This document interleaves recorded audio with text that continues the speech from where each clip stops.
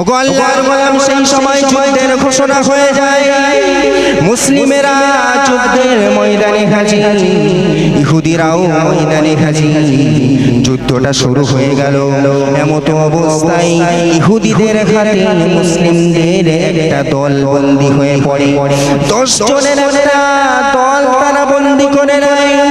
সেই 10 জনকে নিয়ে সেনাপতি বাদশার কাছে যায়, গিয়ে বলে, ওগো বাদশা জাহাপানা, আপনার হুকুম মতো, আপনার আদেশ মতো 10 জন জীবিত সাহাবীকে আপনার কাছে আমরা এনেছি। সেই সময় বাদশা জাহাপানা মুসলিমদেরকে লক্ষ্য করে বলে, ওগো নবী, সাহাবারা তোমরা কে আছো? তোমাদের ভিতরে আমিরকে বলো, তোমাদের লিডারটাকে বলো, তোমাদের লিডার নেতাকে তুমি দাঁড়িয়ে পড়ো। সেই সময় সাহাবীদের ভিতরে লিডার ছিলেন হযরত আব্দুল্লাহ বিন হুযাফা। যুবক ছেলে সেই সময় দাঁড়িয়ে যায়, দাঁড়িয়ে বলেন, ওগো বাদশা জাহাপানা, আমি হলাম এদের আমি হলাম এদের লিডার, আমি হলাম এদের নেতা। ওগো বাদশা জাহাপানা, কি ব্যাপার বলুন। সেই সময় বাদশা আব্দুল্লাহ বিন হুযাফাকে বলে, ওগো আব্দুল্লাহ বিন হুযাফা, তুমি আমার পাশে এসে বসো। সবাই তো অবাক যে কি ব্যাপার, মুসলিম সেনা যে লিডার তাকে ডেকে পাশে বসাচ্ছে, রোম সম্রাট তো একটা আলাদা ব্যাপার। আব্দুল্লাহ বিন হুযাফাকে পাশে ডেকে এনে বসানো হলো। আব্দুল্লাহ বিন হুযাফা সেই সময় পাশে বসলেন। পাশে বসার পরে বলে, গো বাদশা জাহাপানা, আপনার ব্যাপারটা কি? আপনি আমাকে কি বোঝাতে চাচ্ছেন, কি বলতে চাইছেন, একটু আমাকে বলুন। সেই সময় রোম সম্রাট বলে, ও আব্দুল্লাহ বিন হুযাফা, তোমার উপরে আমার কোনো রাগ নাই, তোমার উপরে আমার কোনো ক্ষোভ নাই। আমি তোমাকে ভালোবাসবো, আমি তোমাকে মোহাব্বত করব, প্যার করব। শুধু তাই নয়, তোমার জন্য আরো বড় বড় অফার আমার কাছে আছে। তুমি যদি আমার একটা কথা মেনে নাও, তুমি যদি আমার একটা কথা শুনে নাও, আমি বাদশা জানিয়ে দিলাম, আমি প্রতিশ্রুতি দিচ্ছি, তোমার জন্য বড় বড় অফার আমার কাছে আছে। তার ভিতরে প্রথম নম্বর অফার হলো, আমি তোমাকে অনেক ভালোবাসা দেব, আর আমি যাকে ভালোবাসবো তার স্থান আমার পাশেই হবে। প্রথম নম্বরে বাদশা বলেন, আমার তরফ থেকে অফুরন্ত ভালোবাসা। দ্বিতীয় নম্বরে বাদশা জাহাপানা বলে, ওগো আব্দুল্লাহ বিন হুযাফা, তোমাদের মুসলিমদের মধ্যে যত মানুষকে আমরা আটক করে রেখেছি সবাইকে আমরা ছেড়ে দেব। 3 নম্বর অফার করলে, আমার একজন সুন্দরী যুবতী কন্যা আছে, তার সাথে আমি তোমার বিবাহের ব্যবস্থা করে দেব। এখানেই বাদশা জাহাপানা ক্ষান্ত না, এখানে বাদশা শেষ না। বাদশা বলে, আব্দুল্লাহ বিন হুযাফা, তোমার জন্য আরো একটা বড় অফার হলো, যদি তুমি আমার কথাকে মেনে নাও, তাহলে তোমার জন্য সবথেকে বড় অফার যেটা আমার তরফ থেকে, সেটা হলো রোম সাম্রাজ্যের অর্ধেক অংশ আমি তোমার নামে লিখে দেব। আব্দুল্লাহ বিন হুযাফা বলছেন, আমি সব কিছু বুঝলাম, তো আপনার কথাটা আপনি আমাকে বলতে চাইছেন সেটা কি? তখন বাদশা জাহাপানা বলছে, আব্দুল্লাহ বিন হুযাফা, তোমার জন্য যে বড় বড় অফার আমার তরফ থেকে আমি ঘোষণা করেছি সবগুলোই আমি দেব, শুধু একটা কাজ করো। সেটা কি? সেটা হলো এই, তুমি তোমার ধর্মকে ত্যাগ করে আমাদের খ্রিস্টান ধর্ম গ্রহণ করো। জোরে বলুন নাউযুবিল্লাহ। একটু জোরে বলতে পারলেন না? তো আব্দুল্লাহ বিন হুযাফা রাদিয়াল্লাহু তাআলা আনহু এতক্ষণ পর্যন্ত চুপ করেছে, নীরবে বসে বসে কথাগুলো শুনছিল। যেই ধর্ম ত্যাগ করার কথা বলেছে, আব্দুল্লাহ বিন হুযাফা দাঁড়িয়ে রাগে হাত পা কাঁপছে, থরথর গায়ের লোমগুলো কাটা দিয়েছে। সেই সময় আব্দুল্লাহ বিন হুযাফা বলে, বাদশা তুমি আমার ঈমানটাকে এতটা দুর্বল বলো না যে তুমি তোমার এত বড় বড় অফার আমাকে করবে, এত বড় বড় নিয়ামত আমাকে তুমি দেবে, তোমার এই রোম সাম্রাজ্যের অর্ধেক অংশ আমাকে দিয়ে দেবে, তোমার সুন্দর সুশ্রী নারীর সাথে আমাকে বিয়ে দেবে, আর আমি সেই লোভে আমার ঈমানকে ছেড়ে দেব? এতটা দুর্বল ঈমান আমার না। জোরে বলুন সুবহানাল্লাহ। আচ্ছা এবার একটু ভেবে বলুন, যদি এই রকম অফার বর্তমান আমাদের সমাজে কারোর করা হয়, সে আর ঈমান হারাতে থাকবে? জোরে বলুন। রোম সাম্রাজ্য কিন্তু ছোট না, রোম সাম্রাজ্য ছোট মনে করেন, অনেক বড়, তার অর্ধেক অংশ। আর বর্তমান যদি বেশি না, 1 বিঘা কি 1 কাঠা জায়গার কথা যদি বলে, আমার মনে হয় কি গো আছে এমন মানুষ নেই? আছে দুনিয়ার মধ্যে এমন মানুষ, তো আমার কথা হলো এটাই যে আমাদের ঈমান মজবুত করে ধরে রাখতে হবে। দুনিয়া একদিকে আর আমাদের ঈমান থাকবে আরেক দিকে। যদি গোটা দুনিয়া আমাদেরকে অফার করা হয়, তারপরেও মজবুত হয়ে ঈমানটাকে শক্ত করে ধরে রাখা। আল্লাহর গোলাম আব্দুল্লাহ বিন হুযাফা রাদিয়াল্লাহু তাআলা আনহু ইনকার করে দিলেন, অস্বীকার করে দিলেন, তার কথাকে শুনলেন না, তার অফারকে নিলেন না, তার অফারকে মান্যতা নিলেন না।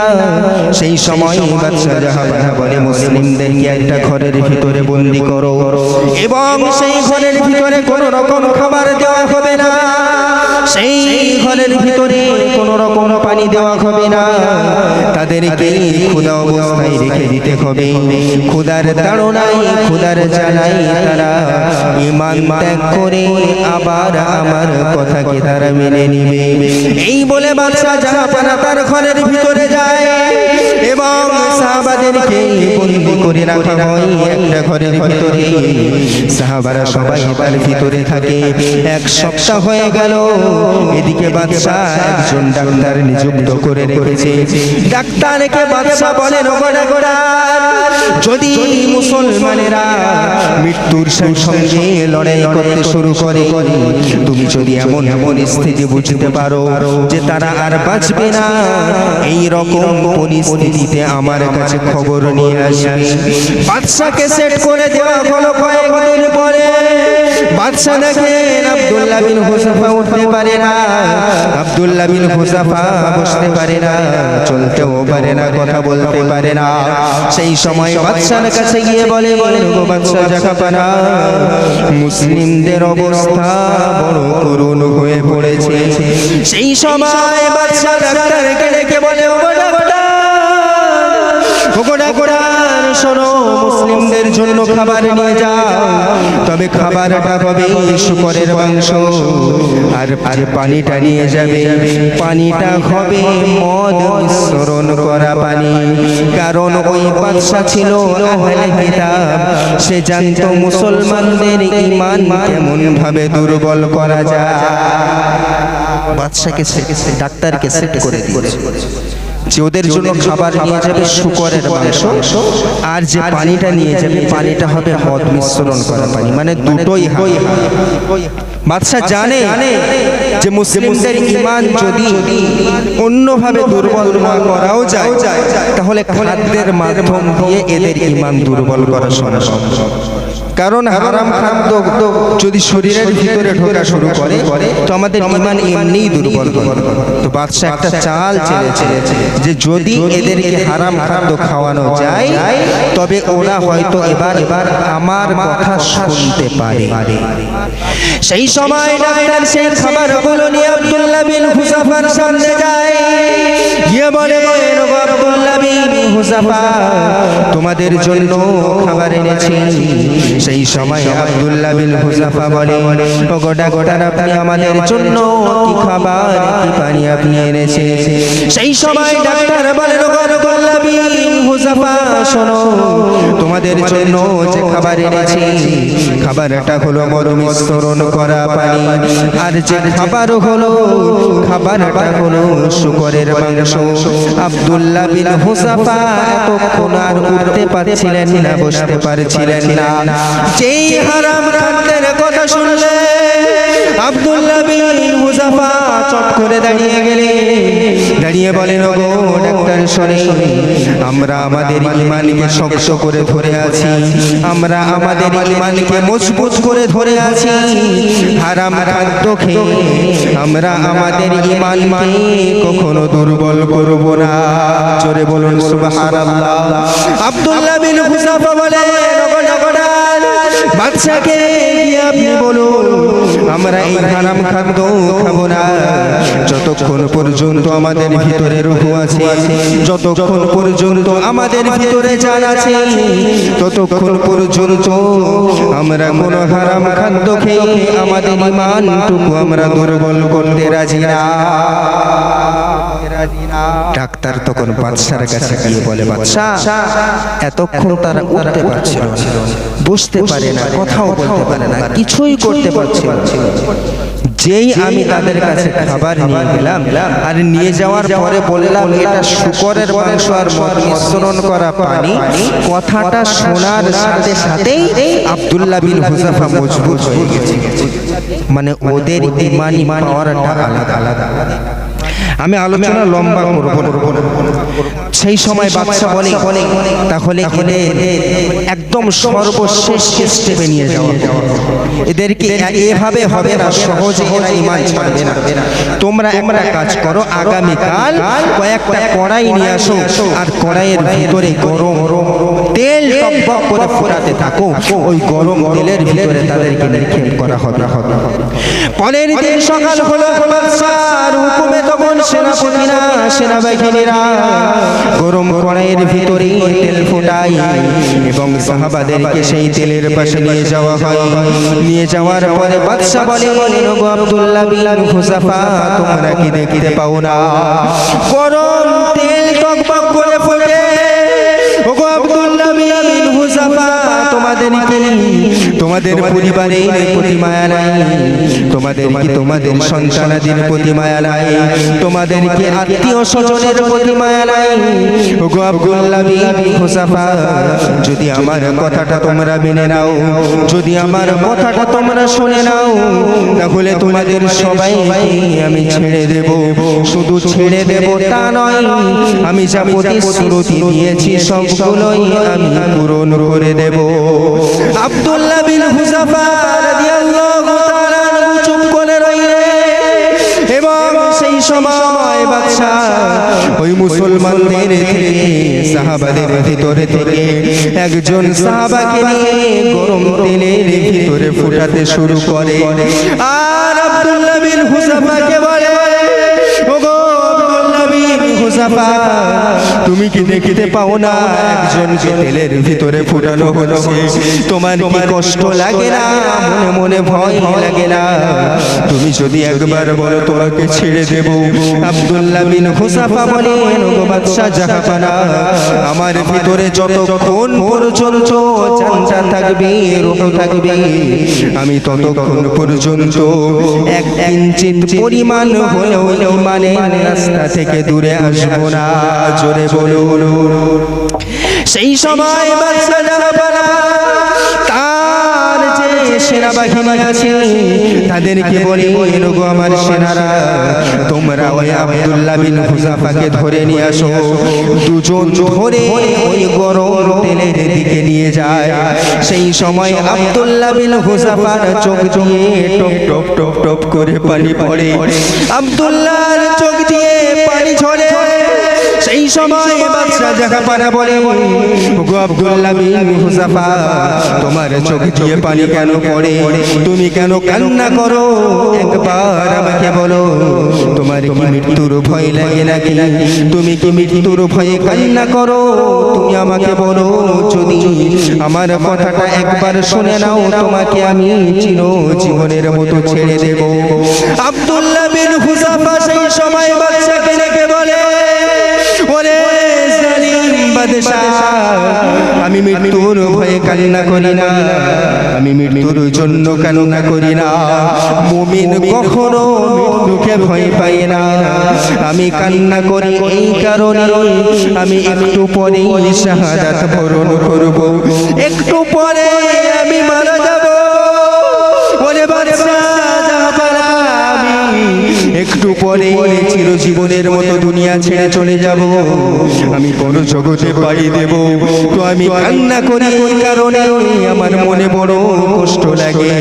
আল্লাহ পাক আমার একটা জীবন দিয়েছেন আর আল্লাহর জন্য, আল্লাহর রাস্তায় সেটা আমি কুরবান করে দিয়েছি। আমি কান্না করি এই কারণে আল্লাহ যদি আমার 100 জিন্দেগি দিতেন, আল্লাহ যদি আমার 100 জীবন দিতেন, ওই 100 জীবন আমি আব্দুল্লাহ বিন হুযাফা আল্লাহর জন্য কুরবান করে দিতাম। জোরে বলুন, একটু চিল্লা হবে না সুবহানাল্লাহ। এটা হলো সাহাবাদের ঈমান। আব্দুল্লাহ বিন হুযাফা কাঁদছে কষ্ট যে আল্লাহ একটা জীবন দিয়েছে, সেটা একটাই শেষ হয়ে যাবে। আল্লাহ যদি আমার আরো জীবন দিতেন, সবগুলো আমি আল্লাহর জন্য কুরবান করে দিতাম। আহা, এটা হলো সাহাবাদের ঈমান। তারা ঈমানের মজা বুঝেছে, স্বাদ বুঝেছে, কারণ তারা পরিশ্রম করে ঈমান এনেছে, সহজে পায়নি। আমি যেটা প্রথমে বলেছিলাম যে সহজে কোনো কিছু পেলে তার গুরুত্ব আমাদের কাছে কম। তো সাহাবারা সহজে পায়নি, কষ্ট করে মেহনত করে ঈমান পেয়েছে, তাই তাদের কাছে ঈমানের একটা আলাদা পর্যায় তাদের কাছে আছে, আলাদা একটা স্থান তাদের কাছে আছে। কারণ তারা জানে ঈমানের গুরুত্ব কত বেশি, ঈমান দামি কতটা, ঈমানের মর্যাদা আল্লাহ কত বৃদ্ধি করে দিয়েছে। তো বাবাজি, আমার বলার উদ্দেশ্য হলো এই যে যদি তাদের মতো ঈমান আমরা আমাদের ভিতরে ধারণ করতে পারি, তবে আমরা আল্লাহর জান্নাত পাবো ইনশাআল্লাহ। আমি কি বোঝাতে পেরেছি আপনার? তো ওই রকম ঈমান আমাদেরকে আনা দরকার। তো তাদের ঈমান করার জন্য অনেক জিহাদ করতে হয়েছে, অনেক লড়াই করতে হয়েছে, অনেক অনেক শিকার করতে হয়েছে, বিবি বাচ্চাদেরকে ছাড়তে হয়েছে, সন্তানদের ত্যাগ করতে হয়েছে, বাবা মায়ের আদর স্নেহ মমতা ত্যাগ করতে হয়েছে, বাসস্থান ঘর বাড়ি সব ত্যাগ করতে হয়েছে। কিন্তু আমাদের তো তা করা লাগে না। কি গো, তাই করতে হয়? করতে হয় না। তারা ঈমান বাঁচানোর জন্য সব করেছে, কিন্তু আমরা ঘরে বসে বসেও আমাদের ঈমান মজবুত আমরা করতে পারছি না। আস্তে আস্তে মজবুত হওয়া তো দূরের কথা, দিন দিন দুর্বল হতেই আছে। আমার কথায় কষ্ট পাচ্ছেন আপনি? আমি বোঝাতে পারছি আপনাদের? ঈমান আমাদের যদি মজবুত থাকে, তবেই আমরা কামিয়াবি, না হলে না। কারণ জান্নাত অত সহজ না। আপনার অনেক অর্থ থাকতে পারে, অনেক সম্পদের মালিক আপনি হতে পারেন, কিন্তু মনে রাখবেন সম্পদ দিয়ে জান্নাত কেনা যায় না। যদি কেউ গরিব হয়, গরিব হওয়ার কারণে সে জান্নাত পাবে না। যদি নামাজি হয়, সে নামাজের কারণে জান্নাত পাবে না। কেউ যদি বেনামাজি হয়, তো বেনামাজির কারণে সে জান্নাত পাবে না। কোন রকম ভাবে আপনি বলছেন হুজুর এবার ভুল কথা বলেছে, যে নামাজি আবার জান্নাত পাবে না। হ্যাঁ, এক শ্রেণীর নামাজি আছে যারা জান্নাত নামাজের কারণে পাবে না। তারা কারা? যা তারা হলো বছরে দুবার দেখা করে মসজিদে। তারা কারা? বছরে দুবার, মানে একটা হচ্ছে ঈদুল ফিতর আর একটা হচ্ছে ঈদুল আজহা। আমি ভুল বলছি? আরেক শ্রেণীর মুসল্লি আছে যারা মাসে 4 দিন দেখা করে, তাও কোন রকম 2 রাকাত করে দোয়া না করে আবার পালায়। এরকম মুসল্লি দেখেছেন না? দেখেন, শেষ দোয়াটাও করে না, সে পাগলা, তার নসিবে দোয়াটাও নেয় না। এই রকমও কিছু মুসল্লি দুনিয়ায় আছে। তো এই নামাজিদের ওই নামাজের কারণে জান্নাত পাবে না। নামাজি হতে হবে, শুধুমাত্র আল্লাহর জন্য নামাজ পড়বে, আল্লাহকে রাজি আর খুশি করার উদ্দেশ্য নিয়ে নামাজ পড়বে। আমি বোঝাতে পারছি? জি। তো যেটা বলছিলাম, আমাদের ঈমান দুর্বল হচ্ছে, আমাদের ঈমান মজবুত করা লাগবে। আমার সম্পদ আছে বলে আমি যদি মনে করি সম্পদের কারণে জান্নাত পেয়ে যাব না, এ ধারণা ভুল। আমাদের কাছে সম্পদ থাকতে পারে, কিন্তু যদি আমাদের কাছে ঈমান না থাকে তাহলে আমরা বেকার। আপনি অনেক কোটি কোটি টাকার মালিক হতে পারে, কিন্তু আপনার ভিতরে ঈমান দুর্বল, আপনার কাছে ঈমান নেই, তো ওই কোটি কোটি টাকার মালিক হওয়াটা বেকার। আপনি অনেক যাকাত দিতে পারেন, আপনি হজও করেছেন, সব কিছু করেন, আবার সব করার পরে আবার সুদও খান, তার মানে আপনার ঈমান দুর্বল। যদি বলেন কেন হুজুর সুদের কথা কেন বলছেন, সুদ কতটা খারাপ জিনিস আপনি জানেন না।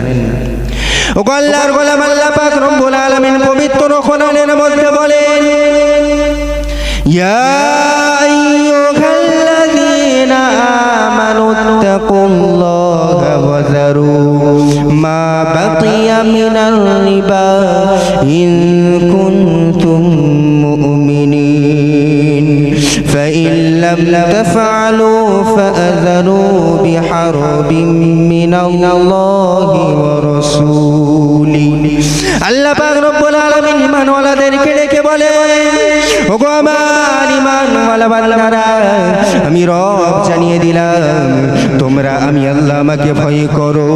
ওয়াজারু মা বাকিয়া মিনার রিবা, আর তোমরা সুদের সঙ্গে সম্পর্ক করো না যদি তোমরা মুমিন হয়ে থাকো। আর যদি তোমরা সুদের সাথে সম্পর্ক করো, যদি সুদের সাথে তোমাদের সম্পর্ক থাকে, তবে আমি রব জানিয়ে দিলাম ফাইন লাম তাফআলু ফাআযানু বিহারবিন মিনাল্লাহি ওয়া রাসূলিহি। আল্লাহ এবং আল্লাহর রাসূলের সাথে জিহাদ করার জন্য তোমরা প্রস্তুত হয়ে যাও। নাউযুবিল্লাহ, জোরে বলুন নাউযুবিল্লাহ। সুদ এতটা খারাপ, আল্লাহ যদি না রাখেন এইরকম কথা কখনো বলবেন না যে তোমরা আল্লাহ এবং আল্লাহ রসুলের সাথে জিহাদ করার জন্য, যুদ্ধ করার জন্য প্রস্তুত হও। এটা শুধু তাদের জন্য যারা সুদের সাথে সম্পর্ক রেখেছে। আমি তাই বারবার বলছি, আর সুদই একমাত্র বড় সম্পদ যে মুমিনদের ঈমান দুর্বল করছে। সব জায়গায় বাইক কিনবেন ফাইন্যান্স, মোবাইল কিনবেন ফাইন্যান্স, এসি ফ্রিজ ফাইন্যান্স। কি গো ভুল বলছি আমি ভুল বললে আমাকে বলুন যে হুজুর আপনি ভুল বলছেন। সব জায়গায় ফাইন্যান্স, ব্যাজ লেনা দেনা ভি হারাম है, সুদ নেওয়া দেওয়া দুটোই হারাম। তো আপনি বলবেন তো আমি সুদ খাই না, আমি সুদ দিই। তো সুদ দিচ্ছেন ঠিকই, কিন্তু সুদের সঙ্গে তো আপনি সম্পর্ক রেখেছেন, আপনি তো সেই হারাম কাজের সঙ্গে সম্পর্ক রেখেছেন, আপনি তো নেক কাজ করছেন, তো আপনার জন্য জায়েজ কোন দিক দিয়ে হবে? কি হুজুর ভুল বলছেন? কোন অ্যাঙ্গেলে আপনি হালাল করতে পারবেন। সেই জন্য আমার সবার কাছে অনুরোধ, বাবাজি আমাদের ঈমান আমাদের থেকে দুর্বল হচ্ছে, আমাদের ঈমান মজবুত করা লাগবে। করব সবাই ইনশাআল্লাহ। যে কাজ করলে ঈমান দুর্বল হয় সেই কাজ থেকে আমরা নিজেদেরকে দূরে রাখবো ইনশাআল্লাহ। জোরে বল, কষ্ট হচ্ছে আপনাদের? এবার আমি যাব আমার দ্বিতীয় স্টেজ। এটা প্রথম বললাম যে আমাদের ঈমান, সাহাবারা যেমন কষ্ট করে ঈমান এনেছে, আমাদেরও দরকার তাদের দিকটাকে লক্ষ্য রেখে যে কষ্ট করে আমাদের কাছে পৌঁছে দিয়েছে আমরা হেলায় ফেলে দেব না, আমরা এভাবে একে দুর্বল হতে দেব না, এভাবে ঈমানটা আমাদের থেকে দূরে সরতে দেব না। এই টার্গেটটা আমাদের রাখতে হবে। দ্বিতীয় নম্বর, আমিলুস সালিহাত, নেক আমল, যেটা আল্লাহ পাক রব্বুল আলামিন পবিত্র কোরআনের ভিতরে সুন্দরভাবে জানিয়ে দিলেন। আমি ইনশাআল্লাহ কয়েকটা আয়াত আপনাদের সামনে রেখে সুন্দরভাবে আমলে সালিহাত, যে আমলগুলো আল্লাহর কাছে গ্রহণযোগ্য, আল্লাহর কাছে কবুলিয়াতের একটা লক্ষণ, আল্লাহ পাক কবুল করে থাকেন, সেই আমল কয়েকটা বলবো ইনশাআল্লাহ। একবার দুরূদ শরীফ পড়েন, আল্লাহুম্মা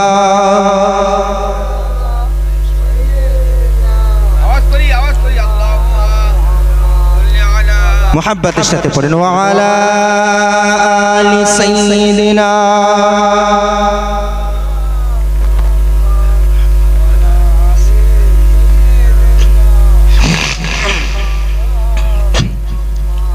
কষ্ট হচ্ছে না তো আপনাদের? আলোচনা বুঝতে পারছেন ইনশাআল্লাহ? এর পরের স্টেপগুলো একদম সরাসরি কোরআন থেকে বলবো ইনশাআল্লাহ। এখনো যারা আশেপাশে আছেন আমি দেখতে পাচ্ছি ওই অনেক যুবক ভাইরা রাস্তায় দাঁড়িয়ে আছে। ভাই তোমরা কিন্তু মাহরুম হয়ে যাচ্ছ, তোমাদের জন্য আমি দেব। আমি সব জায়গায় গিয়ে যুবকদের একটা বিষয় তো রাখি, সব সময়ের জন্য আমি যুবকদের বিষয়ে কথা বলি, কারণ এরা হলো বর্তমান সময়ের খুঁটি, ঠিক না? আর এদের এই যৌবন কালটা আল্লাহর কাছে অনেক দামি, অনেক দামি, খুবই গুরুত্বপূর্ণ সময়। তো যুবক ভাইদেরকেও আমি ইনশাআল্লাহ কিছু মেসেজ দেব। তো তোমরা যদি রাস্তায় থাকো তোমরা বুঝতে পারবে না, শুনতেও ভালো লাগবে। তো যারা রাস্তায় আছো তাদেরকে আমি বলছি যে ভিতরের দিকে আস্তে আস্তে চলে এসো, এখনো তো অনেক চেয়ার ফাঁকা আছে। সকলের জন্য ইনশাআল্লাহ মেসেজ থাকবে। একবার দরুদ আল্লাহুম্মা সাল্লি আলা সাইয়্যিদিনা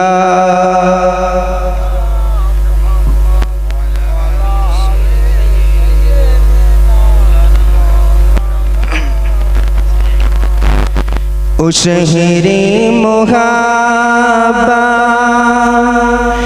जहाँ मुस्तफा है वही घर बनाने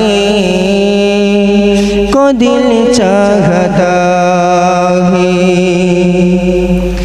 ओ शहरे मुहाब्बा जहाँ मुस्तफा है वही घर बनाने को दिल चाहता है। ओ सोने से कंकर ओ चांदी सी माटी नजर में बसाने को दिल चाहता है। जिहादे मुहाब्बा की आवाज गूंजी कहा हंज़ला ने दुल्हन से अपनी इजाजत अगर दो तो जामे शहादा लबों से लगाने को दिल चाहता है। একটু জোরে হবে না সুবহানাল্লাহ।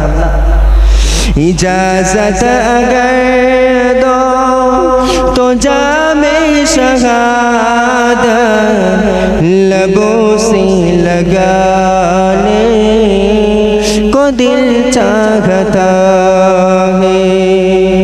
ओ शहरे मुहाब्बा जहाँ मुस्तफा है वही घर बनाने को दिल चाहता है। जो पूछा नबी ने के कुछ घर भी छोड़ा तो सिद्दीक़ अकबर के होठों पे आया मालो दौला कि क्या है ज़रूरत जगह दिल लुटाने को दिल चाहता है।